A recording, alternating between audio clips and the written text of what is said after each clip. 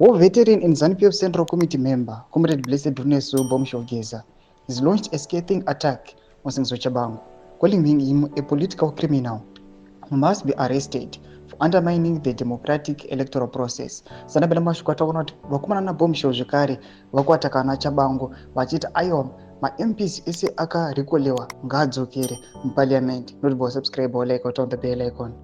Panguva ino yatisiri kuziva kuti Bombshell ari kutemba nei, anobuda nyora achiti, addressing a press conference briefing, Bombshell claimed that Chabangu is an imposter who was created and legitimized by President Mnangagwa and ZANU-PF Speaker of Parliament, Jogo Mundenda.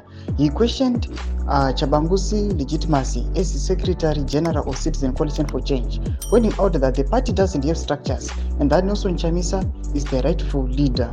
Bombshell also tore into Chikopu Mudenda for recalling opposition MPs, senators, councillors allegedly on Chabangu's instructions. He demanded that the recalled opposition deployees be reinstated immediately, citing the court's recent declaration of Chabangu as an imposter after losing a case to Oshman Ncube. The war veteran's comments come amid widespread controversy surrounding Chabangu's actions, including his recall of 15 members of parliament, 9 senators and 17 councillors.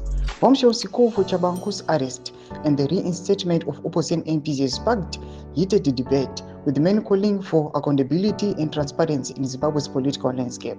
Tomashukwa nomuda nyuka panapa tinoona kuti Bombshell panguva inoyi ari kubvira, ari kupisa ende haasi kutomboda, ari kuti vakomana Singso Chabangu afanira kutoarestiwa noda kwekuti aiwa akangouya angopfekerwa akadzodzera pati anozonjamisa akarekola malegislators. Panguva inoyi tiri kuona kuti aiwa Comrade Bombshell panguva inoyi tichiona vachigaina momentum and power.